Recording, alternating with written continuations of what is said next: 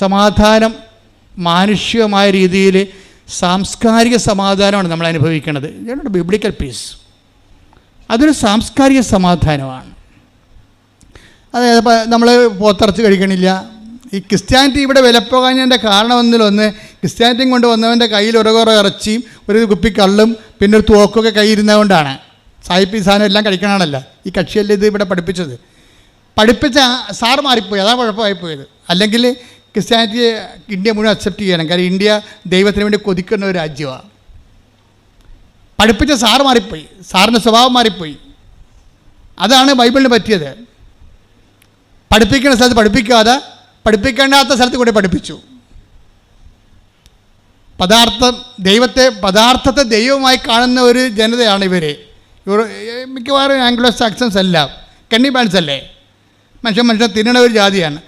അപ്പോൾ അവരെ സംബന്ധിച്ചിടത്തോളം അവിടെ ഒരു പദാർത്ഥത്തിനാണ് പ്രാധാന്യം. ഇപ്പോഴും പദാർത്ഥത്തിനല്ലേ പ്രാധാന്യം? നമുക്ക് പദാർത്ഥത്തിനല്ല പ്രാധാന്യം. പദാർത്ഥം വിട്ടിട്ട്, ഉള്ള പദാർത്ഥങ്ങളെല്ലാം വിട്ടിട്ട് തുണി അര മറക്കാനുള്ള തുണി മാത്രം ഉടുത്തുകൊണ്ട് എല്ലാം ഉപേക്ഷിച്ച് കാട്ടിപ്പോയവരുടെ രാജ്യമാണിത്. അപ്പം അതുകൊണ്ട് തന്നെയാണ് നമ്മൾ ആദ്യകാലം വരെ സാംസ്കാരികമായ സമാധാനം കൈമുതലായിട്ടുള്ള ഒരു പൈതൃക സമാധാന സ്ഥിരമുള്ളവരാണ്. ഈ പൈതൃക സമാധാനം ബിബ്ലിക്കലല്ല ശരിക്കും പറഞ്ഞാൽ.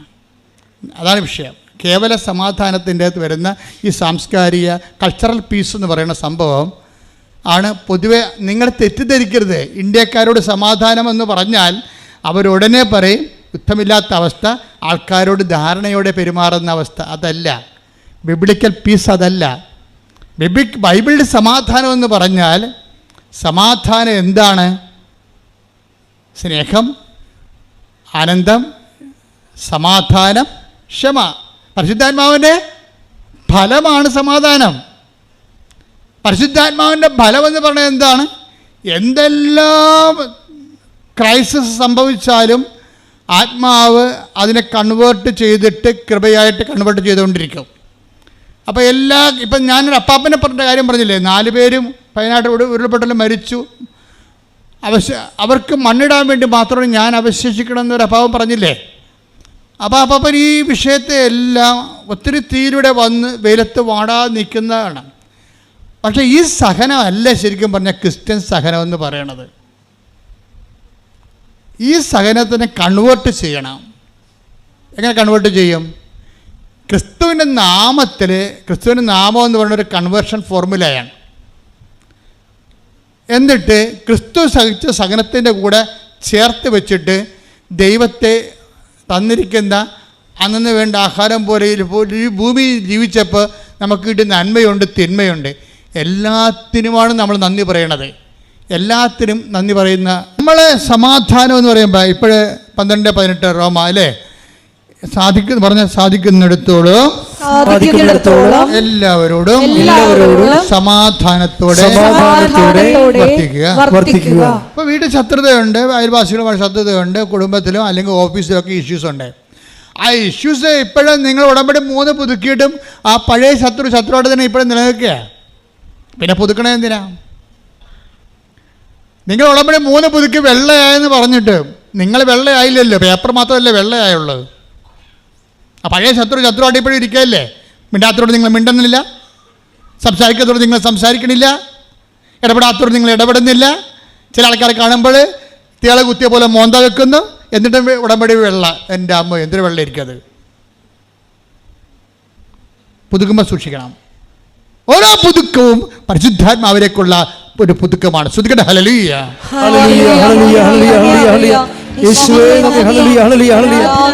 അപ്പൊ സാധിക്കുന്നിടത്തോളം പറഞ്ഞേ, എല്ലാവരോടും സമാധാനത്തോടെ വർത്തിക്കുവാൻ കർത്താവേ എന്നെ അഭിഷേകം ചെയ്യണമേ. എൻ്റെ മക്കളെ, നിങ്ങൾ സീരിയസ് ആയിട്ട് ദൈവത്തെ എടുത്താൽ ഉടമ്പടിയിൽ പെട്ടെന്ന് ടൈം ഷോർട്ടറിങ് സംഭവിക്കും. ഉടമ്പടി ടൈം ഷോർട്ടറിങ് സംഭവിക്കാത്തത് നിങ്ങൾക്ക് അനുഗ്രഹം തരാൻ വേണ്ടി മാത്രം യോഗ്യമായൊരു പാത്രമായിട്ട് നിങ്ങൾ ദൈവം കാണാത്തത് കൊണ്ടാണ്. കാര്യം ഉടമ്പടി എന്ന് പറഞ്ഞാൽ പക്ക. ഇനി ഇതിനൊക്കെ വലുത് ദൈവത്തിനൊന്നും ചെയ്യാൻ പറ്റത്തില്ല.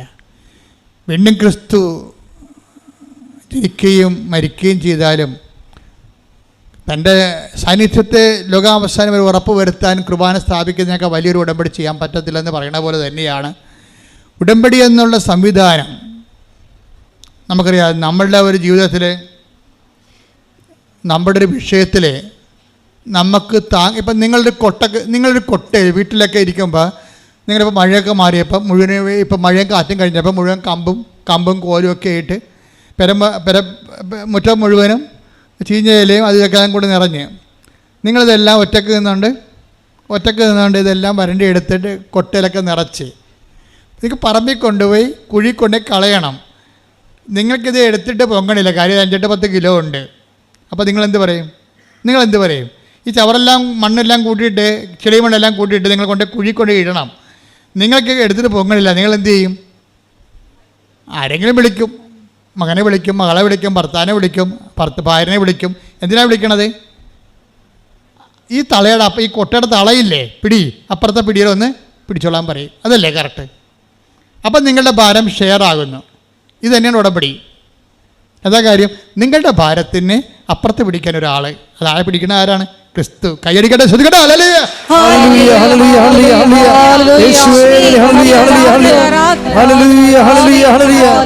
ഭാരങ്ങളിലെ ദൈവത്തിനെ കക്ഷിയാക്കുന്ന നടപടിക്രമത്തിൻ്റെ പേരാണ് ഉടമ്പടി. ഇത് നമ്മൾ ആയിട്ട് ഉണ്ടാക്കിയെടുത്തിട്ടുള്ള ഒരു സംവിധാനമല്ല. നമ്മളെ രക്ഷിക്കാൻ വേണ്ടി ഇങ്ങനെയുള്ള ഒരു സഹന സാഹചര്യത്തിൽ നമ്മളെ രക്ഷിക്കാൻ വേണ്ടി ദൈവം വിഭാവന ചെയ്ത ഡിവൈൻ ഇൻ്റലക്റ്റിൻ്റെ ഒരു പ്രോഡക്റ്റാണ് ഉടമ്പടി. ദൈവബുദ്ധിയുടെ ഒരു ഫലമാണ് ഉടമ്പടി. അതുകൊണ്ട് ഇത് പക്കയാണ്. ഇത് ഏത് സാഹചര്യത്തിൽ നമുക്ക് ഉപയോഗിക്കാം, ഏത് വിഷയത്തിൽ നമുക്ക് ഉപയോഗിക്കാം, ഏത് കാലത്തിൽ ഉപയോഗിക്കാം. കാര്യം ഉടമ്പടി കാലത്തിനൊപ്പം വളരുന്ന ദൈവബന്ധമാണ്. കൈയ്യട്ടെ, ശ്രദ്ധിക്കട്ടെ.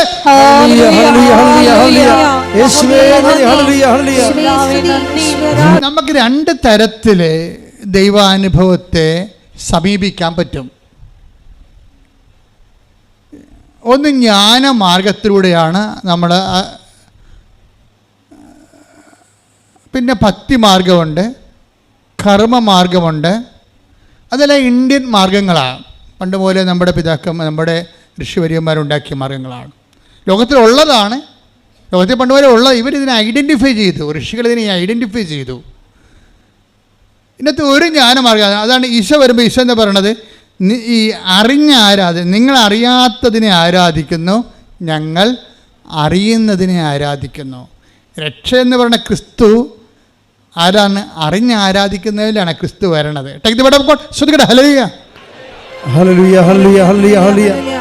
യോഹന്നാൻ 4:22 നിങ്ങൾ അറിയാത്തതിനെ ആരാധിക്കുന്നു. പറഞ്ഞേ, നിങ്ങൾ അറിയാത്തതിനെ ആരാധിക്കുന്നു, ഞങ്ങൾ അറിയുന്നതിനെ ആരാധിക്കുന്നു. എന്തെന്നാൽ രക്ഷ യഹൂദരിൽ നിന്നാണ് വരുന്നത്. രക്ഷ എന്ന് പറഞ്ഞാൽ ക്രിസ്തുവാണ്. ലൂക്ക 2:30 എല്ലാ മനുഷ്യർക്കും വേണ്ടി ഒരുക്കിയിരിക്കുന്ന രക്ഷ.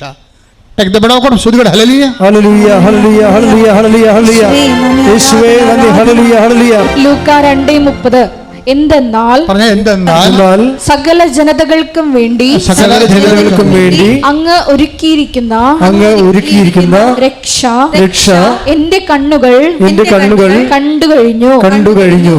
അപ്പൊ ക്രിസ്തു എന്ന് പറയുന്ന രക്ഷാമാർഗം എല്ലാ മനുഷ്യർക്കും വേണ്ടിയാണ് ദൈവം ഒരുക്കിയത്. അതുകൊണ്ടാണ് എല്ലാവരും ഇവിടെ സാക്ഷ്യം പറയുന്നതിൻ്റെ കാര്യം. അപ്പം ദൈവത്തിൻ്റെ വിഭാവനയിലുള്ളതാണ്. ഫോർ ഓൾ മെൻ, എല്ലാവർക്കും വേണ്ടിയുള്ളതാണ്.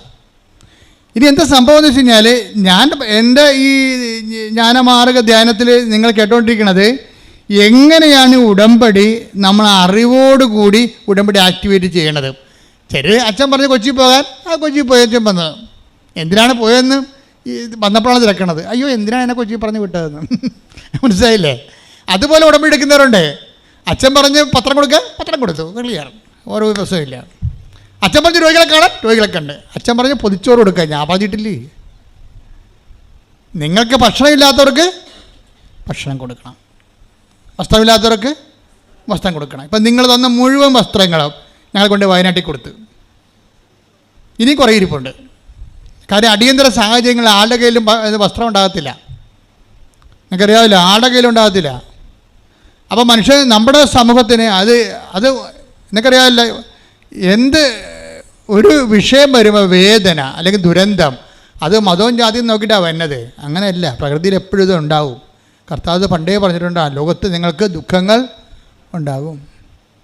കർത്താവ് ദുരന്തങ്ങളെക്കുറിച്ച് പറയുമ്പോൾ ദുരന്തത്തെ നേരിട്ട് അഡ്രസ്സ് ചെയ്യണില്ല. കർത്താവ് പറഞ്ഞു ശിലോഹയിലെ കുളം, ശിലോഹയിലെ ഗോപുരം ഇടിഞ്ഞു വീണ്, ഉയർന്നു നിൽക്കണൊക്കെ ഇടിഞ്ഞു വീഴുമെന്ന് കർത്താവ് പറഞ്ഞിട്ടുണ്ട്. ഉയർന്നു നിൽക്കണ എന്ത് ഉയർന്നു നിന്നാലും അത് എപ്പോഴെങ്കിലും നാളെ ഇടിഞ്ഞു വീഴും. മനുഷ്യൻ്റെ ബുദ്ധിയും ബോധവും ശാസ്ത്രമൊക്കെ വളരണ അനുസരിച്ച് ദൈവം എന്തിനാണ് ഈ ശാസ്ത്രത്തെ വളർത്തുന്നതിൻ്റെ ഉദ്ദേശം എന്താണ്? ഇപ്പോൾ മദ്രാസ് നഗരം മുഴുവനും ഒരു മഴ പെയ്താൽ മതി, അപ്പം തന്നെ വെള്ളം നിൽക്കും, കഴുത്തപ്പം വെള്ളം നിൽക്കും. ബ്രിട്ടീഷുകാർ ഭരിക്കണ കാലത്ത് മദ്രാസ് നഗരത്തിൻ്റെ ബ്ലൂ പ്രിൻ്റ് ഇറക്കിയിട്ടുണ്ട് അവർ. അവിടെ അന്ന് പുഴയായിട്ട് വെള്ളം ഒഴുക്കുണ്ടായിരുന്ന സ്ഥലങ്ങളിലെല്ലാം ഇപ്പോൾ ഫ്ലാറ്റ് പണിത് വെച്ചിരിക്കുക. അതുകൊണ്ടാണ് വെള്ളപ്പൊക്കം അവിടെ ഉണ്ടായത് മദ്രാസിൽ. ഇപ്പോൾ അവർ സ്ഥലത്തിൻ്റെ വിലയെല്ലാം കുറഞ്ഞു, എല്ലാം. അപ്പോൾ മനുഷ്യന് ബുദ്ധിയും ബോധമൊക്കെ തരുമ്പോൾ അതനുസരിച്ചിട്ട് നിലവിലുള്ള ഗവൺമെൻറ്റുകൾ അവരെ പൗരന്മാരെ സേഫായിട്ടുള്ള സ്ഥലങ്ങളിൽ സംരക്ഷിക്കാൻ ആർക്കാണ് ബാധ്യത? ജനാധിപത്യ സംവിധാനത്തിൽ ഗവൺമെൻറ്റിനാണ് ബാധ്യത, ഫസ്റ്റ് ബാധ്യത. അതിനുശേഷം മാത്രമേ സാമുദായിക സാമൂഹ്യ മതപരമായ സംഘടനകൾക്കുള്ള ഫസ്റ്റ് ബാധ്യത ഗവൺമെൻറ്റിനാണ്. അപ്പം അതുകൊണ്ട് ഇതെല്ലാം ശാസ്ത്രീയ അടിസ്ഥാനത്തിൽ ചെയ്യേണ്ട കാര്യങ്ങളാണ്. നമുക്ക് വ്യക്തമായിട്ട് സുരക്ഷിതമായിട്ടും കേരളത്തിൽ ജീവിക്കാൻ പറ്റിയ വസിപ്പിടങ്ങൾ ഉണ്ടാകാൻ വേണ്ടി നിങ്ങൾ കൈയുയർത്തി ശ്രദ്ധിക്കട്ടെ. ഹല്ലേലൂയ.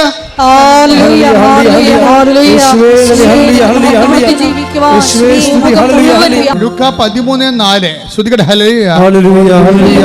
13:4 സിലോഹായിലെ ഗോപുരം ഇടിഞ്ഞു വീണ്, പറഞ്ഞേ, സിലോഹായിലെ ഗോപുരം ഇടിഞ്ഞു വീണ് കൊല്ലപ്പെട്ട ആ 18 പേർ അന്ന് ജെറുസലേമിൽ വസിച്ചിരുന്ന